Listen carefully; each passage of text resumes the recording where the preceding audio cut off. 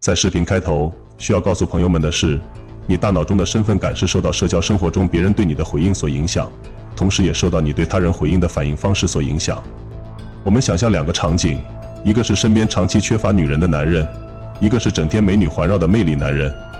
那么他们对自己在两性关系中的评价会一样吗？答案显而易见，肯定不一样。第一个男人会不自觉地在与女性相处的过程中给自己低分评价，认为自己不具备吸引女性的魅力。而第二个男人，他会觉得美女喜欢自己是很自然的事，让他找一个并不优质的女性去共度人生，那是他想都不会想的事。一个充满魅力男人，觉得自己有资格和任何高价值的人或者美女开启对话，所以他敢于想到什么说什么。他觉得他自己配得上他们每一个人。他身边充满美女，他有着精彩的社交生活，这使他自信满满。这种身份促进了他的自信，而反过来自信又进一步让他在女人身上更加成功。你的身份认知随着你的经历一直在演变，而最经常的是来自你从别人那得来的回应。作为人，我们时刻活在社交之中，我们的行为都会带来回应，这些回应对你看待你的身份影响巨大。我们的潜意识在不时地看别人的反馈来调整自己的回应。人们通过彼此之间的回应，得出了一些什么样的行为代表什么样的身份，什么样的人会有什么样的行为的社交价值的观念。不仅是在显意识层面，同时在潜意识层面，我们都有对于人的地位和身份的一个基本判断。我们对于地位或高或低的人，一般你会有两种判断的方法。一，潜意识中，你的大脑会根据他的行为，分辨出对方的大致地位等级和身份。二，显意识中，当你听说或确信某个人有着高的社会地位和身份时，你和他打交道的行为会和你确定他地位和身份之前有着有趣的差别。我们活在对对方的时刻判断之中，活在对对方回应的社交压力中，并且以此来调整自己的行为。在不间断的回应过程中，你获得的社交反馈告诉你，你的身份提升或降低了，你的大脑会感觉到社交压力，并促使你通过假定的你认为此时最合适的身份来采取行动。作为社会生物，你是适应性的。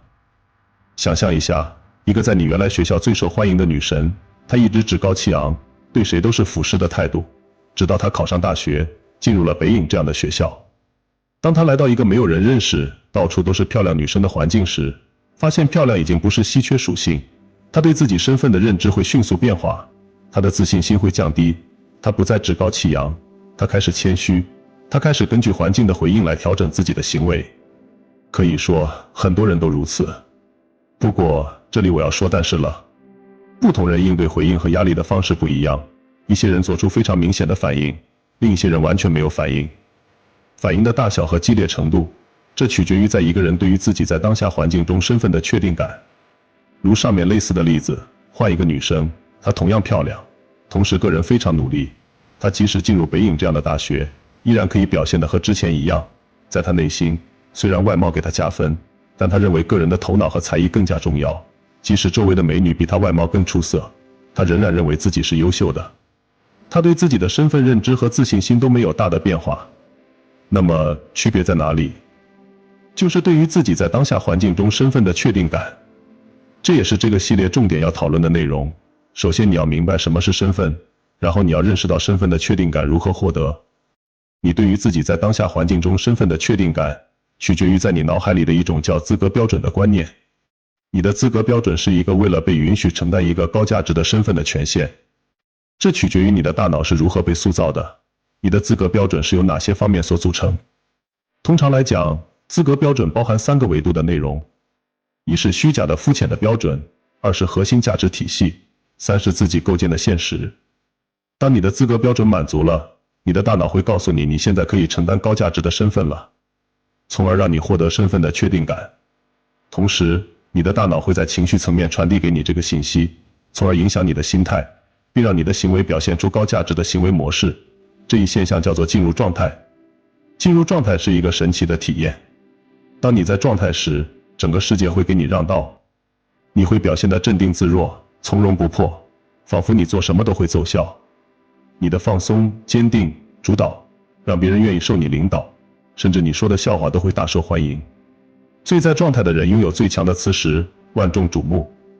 向内反映在你的心态上，就是所谓的自信心爆棚；对外反映在你的行为上，很自然地表现出高价值的行为。现在让我们进一步了解这些资格标准的维度。回到上面例子中的第一个女生，她接受了外貌是女性最大资本，只要漂亮，你就是主角这样的观点和标准，这也是很多女性接受的肤浅的价值观和标准。大学之前作为女神的她一直符合这样的标准，所以她对自己的身份有确定感，我就是最漂亮的，我就是女神，你们都要围着我转。但进入北影，当她发现自己外貌已经不具有任何优势，她的资格感就荡然无存。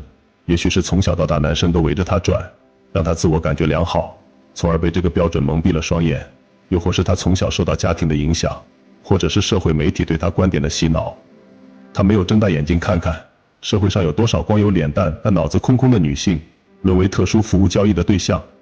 总之，她盲目追逐了一个虚假的肤浅的标准。这个标准曾经让她感觉良好，但到北影之后，她的身份和状态就被直接摧毁。而第二个女生明显就坚定和聪明很多，她有着自己的核心价值体系。女性外貌虽然重要，但不是唯一决定因素，其他如背景、资源、头脑、才华、努力等因素同样重要，共同决定了女性的是否优秀、是否成功。她有自己的追求，有自己的核心价值体系和标准，这显然让她的更有身份的确定感，因而心态和状态更稳定。你能理解我讲的意思吗？这里面包含两层含义。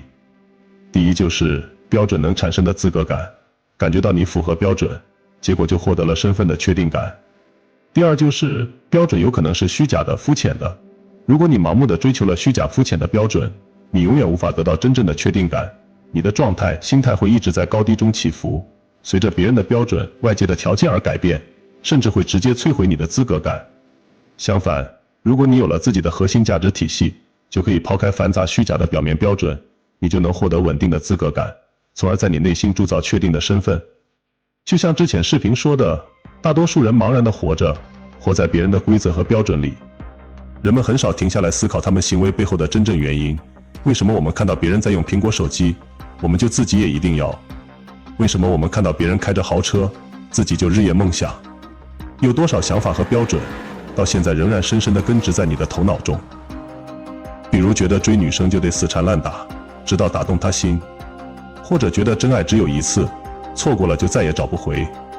是不是觉得学习就是为了考大学，然后找个好工作，天天加班996就能升职加薪，当上 CEO， 走上人生巅峰？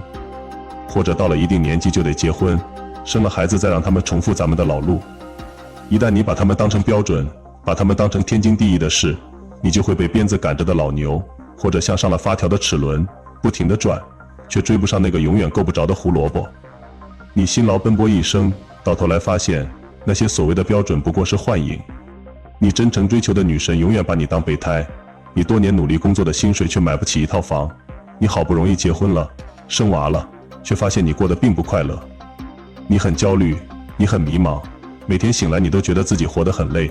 说好的照着标准做就能收获幸福的人生呢？到底哪里出了问题？问题在于你活在别人设定的虚假和肤浅的标准中，你像哈巴狗一样追着那一套标准跑。在别人的标准里，你永远是低价值的，你却茫然不知。不要说永远找不到身份的确定感和自信了，你连寻常的快乐和平静都得不到。所以大多数人不是为了成为自己想成为的人，而是成为了符合别人标准的人。社会最需要而且最多的就是按照常规出牌的跟随者。